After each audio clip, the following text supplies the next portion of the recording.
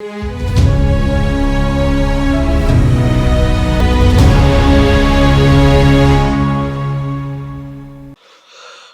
दोस्तों, राजनीति की बातों में आपका स्वागत है। मैं हूं आपका दोस्त धर्मेंद्र कंवारी। दोस्तों, कुल 8 लोग हरियाणा से विधानसभा के सदस्य बने थे। 7 लोगों पर अब तक मैं वीडियो ला चुका हूं। आज आखिरी सदस्य हैं पंडित श्रीराम शर्मा जी, और इससे पहले चौधरी रणवीर सिंह हुड्डा, पंडित ठाकुरदास भार्गव, मास्टर नंदलाल मग्गू जी, लाला देशबंधु गुप्ता जी, चौधरी निहाल सिंह तक्षक जी, डॉक्टर गोपीचंद भार्गव जी और चौधरी सूरजमल जी, जो खांडाखेड़ी गांव के थे, उन पर हम बातचीत कर चुके हैं। और आज 8वें सदस्य यानी पंडित श्रीराम शर्मा जी पर हम बात करेंगे, उनके बारे में जानने की कोशिश करेंगे। दोस्तों, पंडित श्रीराम शर्मा रोहतक में कांग्रेस के बरगद थे। दोस्तों, कांग्रेस की जड़ें जमाने वाले व्यक्तियों में से एक थे, और चौधरी छोटूराम से सारी उम्र पंडित श्रीराम शर्मा ने राजनीतिक रूप से एक लोहा वो लेते रहे, लेकिन अपने जीते जी चौधरी छोटूराम को पंजाब की राजनीति में वो बेदखल नहीं कर पाए। पंडित श्रीराम शर्मा जी का जन्म अगर बात की जाए तो 1 अक्टूबर 1899 को तत्कालीन रोहतक जिले के जर्जर तहसील के पंडित बिशंबर दयाल जी के घर में चांदबाई की कोख से उनका जन्म हुआ, और बहुत साधारण परिवार से थे।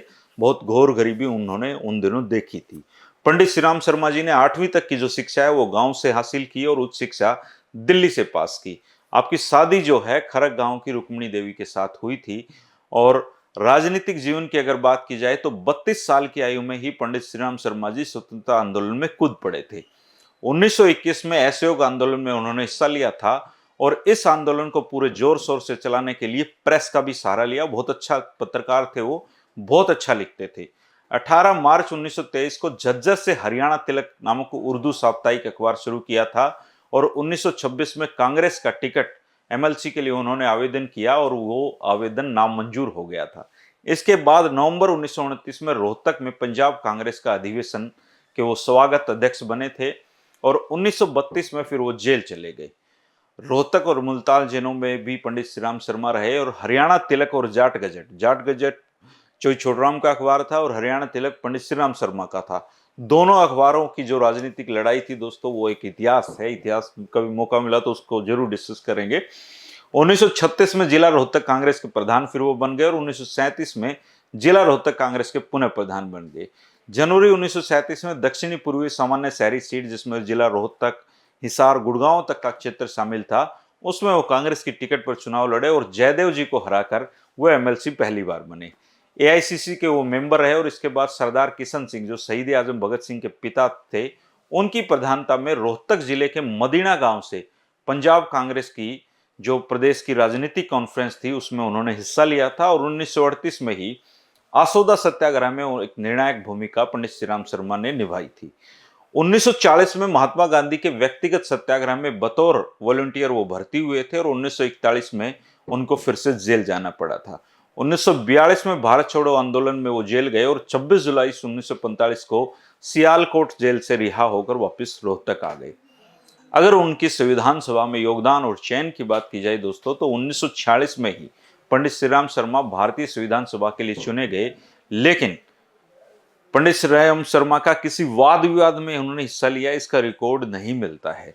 जनवरी 1946 में हुए पंजाब विधानसभा के चुनाव में दक्षिणी पूर्वी शहरी सामान्य हलके हिसार, रोहतक, गुड़गांव जिसको कहा जाता था, वो दोबारा पंजाब काउंसिल के सदस्य बने, और हरियाणा सर्वेंट सोसाइटी 1950 में इसके प्रधान वो चुने गए। 1951 में तीसरी बार कांग्रेस कमेटी के प्रधान पंडित श्रीराम शर्मा जी को बनाया गया। स्वतंत्रता प्राप्ति के बाद हुए जो प्रथम चुनाव थे 1952 में, उन्होंने कांग्रेस की टिकट पर सोनीपत से चुनाव लड़ा और विधायक बने, और जुलाई 1953 तक वो मंत्री भी रहे। 10 जनवरी 1954 को आपको कांग्रेस पार्टी से निकाल दिया गया, और इसके बाद आपने 1 फरवरी 1954 को गांधी जनता कांग्रेस पार्टी बनाई थी, और 30 मई 1954 को पंजाब यूनाइटेड फ्रंट का निर्माण किया था, जिसमें गांधी जनता Congress, communist, unionist, social party सब शामिल थी इसमें। और इस फ्रंट में चौधरी माड़ू सिंह मलिक जो जमींदारा लीग से थे, चौधरी प्रताप सिंह दौलता जी जो कम्युनिस्ट पार्टी से थे, चौधरी रणधीर सिंह सोशलिस्ट पार्टी से थे, वो इसके नेता थे। 1957 में कांग्रेस में शामिल होकर चौथी बार सोनीपत हल्के से आप विधायक चुने गए थे, और आपको जो हिंदी सत्याग्रह था उसमें बंद करके फिरोजपुर जेल में आपको डाला गया था। 1958-59 में आप पंजाब विधानसभा में विपक्ष के नेता भी रहे थे। 1963 में हरियाणा फ्रंट कायम किया था और सांपला हलके से चुनाव लड़ा, लेकिन आप चुनाव हार गए थे। 1965 में आपको हरियाणा निर्माण के लिए गठित हरियाणा विकास समिति का प्रधान नियुक्त किया गया था, यानी कि आपका संघर्ष हमेशा चलता रहा। 26/6/1975 को इंदिरा सरकार ने आपको मीसा के तहत जेल में बंद कर दिया था और 1 जनवरी 1977 में फिर आप रिहा हुए थे। 1989 में आपका देहांत हो गया और इस तरीके से कांग्रेस को जो रोकने वाले लोगों में से थे, आप हरियाणा में से थे और आपकी एक बहुत लंबी राजनीतिक यात्रा रही। तो इस तरीके से करके दोस्तों हमने 8 सदस्यों की जानकारी हासिल कर ली है। और जो साथी संविधान सभा पर बहुत ज़्यादा विस्तृत अध्ययन करना चाहते हैं, उसके काम को देखना चाहते हैं, उनके लोगों को समझना चाहते हैं, तो आपके काम की एक किताब मैं बताता हूँ। गूगल से आप उसको डाउनलोड करके कभी भी पढ़ सकते हैं। रोहतक के मेरे एक बहुत पुराने साथी हैं और बहुत अध्ययनशील व्यक्ति हैं, जगत सिंह हुड्डा जी। इन दोनों वो मुंबई में रहते हैं और हुड्डा जी ने काफ़ी किताबें लिखी हैं, जिनमें एक किताब है संविधान सभा में हरियाणा।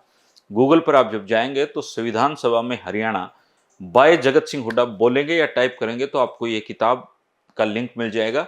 इसको डाउनलोड कर लें और आराम से बैठकर संविधान सभा की पूरी कार्यप्रणाली और इतिहास को आप जान सकते हैं।